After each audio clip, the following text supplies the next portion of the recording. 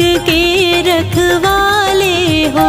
हे नारायण पालनहारे, तुम ही जग के रखवाले हो। हम दीनहीन के जीवन को हे स्वामी आप संभाले हो।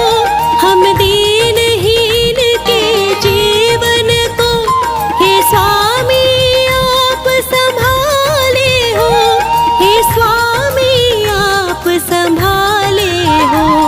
हे नारायण पालनहारे, तुम ही जग के रखवाले हो। हे नारायण पालनहारे, तुम ही जग के रखवाले हो।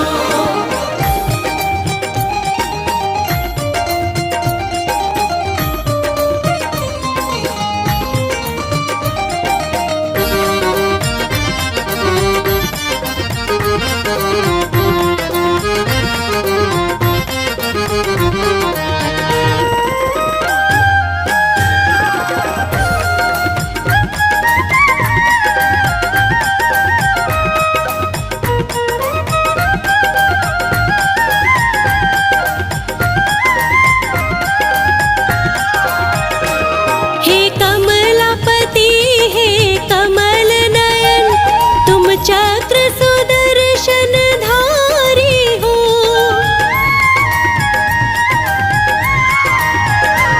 हे कमलापति हे कमल नयन, तुम चक्र सुदर्शन धारी हो। करुणा करता भव दुख हरता, तुम करते गरुड़ सवारी हो। तुम करते गरुड़ सवारी हो। श्री हरि चरणों में शरण मिले, तुम सृष्टि रचने वाले हो।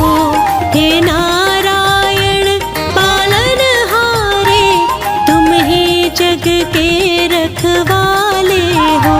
हे नारायण पालनहारे, तुम ही जग के रखवाले हो।